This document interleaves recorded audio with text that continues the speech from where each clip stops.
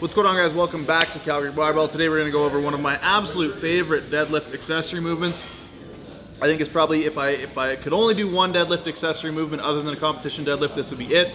And we're going to go over the pause deadlift today.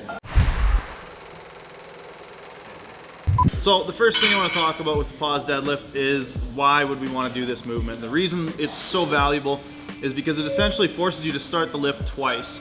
It really reinforces the bottom position and how to maintain proper positioning off the floor, because if your positioning alters that much between the first position being on the floor and the pause position being maybe an inch off the floor, then that's when you're going to start to see a lot of the technical breakdowns that lead to a slow lockout or problematic lockout positioning.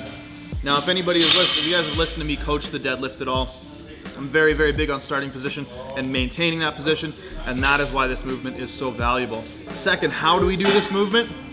Essentially what you're going to do is you're going to start the deadlift, you're going to pause about 1 inch to 2 inches off the floor, and then you're going to complete the movement. We want to be paused for maybe a second to 2 seconds, about a 2 count usually. Now third, we're going to go over some common mistakes. The biggest mistakes I see are either rushing the pause. Another mistake that I see often is going to be losing position from the floor to the pause position. The third and more subtle mistake that I see sometimes is people going from a push to a pull too early. Now, to explain that, what we want to start the movement with a push. Now, this is regardless of whether you're pulling sumo or conventional. We're starting the deadlift with a push as far as I'm concerned. We want to go from a push to the pause, about 1 inch to 2 inches off the floor, and then we want to push again to restart and reinitiate the lift. If we go from a push in the initial phase of the movement to a pull when we restart is when we're going to see a lot of the backgrounding and loss of position and stuff like that. So we'll illustrate all that stuff now. All right, guys, let's get down to business. So what we're going to do is we're going to go through the pause deadlift.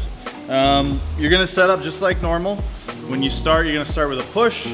You're going to pause about 1 inch to 2 inches off the floor, and then you start with a push again. Of the utmost importance is maintaining your back angle that you start with throughout the entirety of the movement. So I'll show you guys an example of what it should look like in sumo, then we'll do on conventional, and then we'll go through some of the common errors that I see. So we're starting off, same starting position as usual. We're going to come down, set tension into the bar, push, push.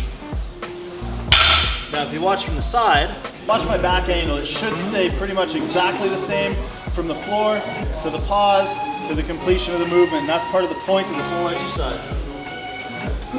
Set the back angle, push, push, finished. Like so. And conventional, set the stance, tension in the bar, push, push to completion. Once more. Like so. So some of the biggest errors that I see are going to be, number one, rushing the pause, and that's going to look like this.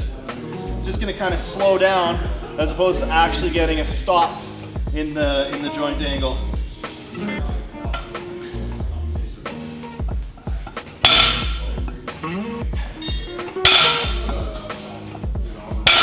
Not really pausing, so we want to see the pause a little bit longer than that. The next issue that a lot of people have is that when they restart the pull, they go from a push, which is how you want to start the pull, to a pull, which results in losing some of the back angle. So I'll show you what that looks like.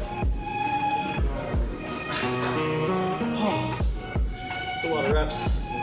So we're going here, and then we're starting to pull. And then when it comes out, you can see the change in my back angle there. That's not what we want to see. You can see the shoulders roll forward. That bar might end up getting out in front of you. Less than ideal. So we had a lot of people ask about how to program the movements the last couple times we did them. So I'm going to give you guys some examples of how you might want to program pause deadlifts. I use them mostly as a secondary exercise, which means they're going to have generally as much intensity in terms of percentage or RPE as a competition movement. And they're also going to be pretty similar on the volume scale as well. Now, if you're just starting to do these, you might want to start with 45-55% just to make sure, or if you're using them as a tool to increase the proficiency of your starting position or to re-groove or re-pattern things, I find them really helpful for that. Then you're gonna wanna start on the lower end of the spectrum, maybe 3 sets of 5, 5 sets of 3, super general sort of prescription there, once a week with those on top of your competition deadlift. Now, if you're wanting to use these simply to enhance your deadlift and you're pretty solid in your positioning and those kinds of things, you're gonna wanna use probably similar parameters to what you're using for your competition lift. You're probably gonna wanna space it out a couple days though. For myself, when I do pause deadlifts, I usually do my competition deadlift either Monday or Tuesday.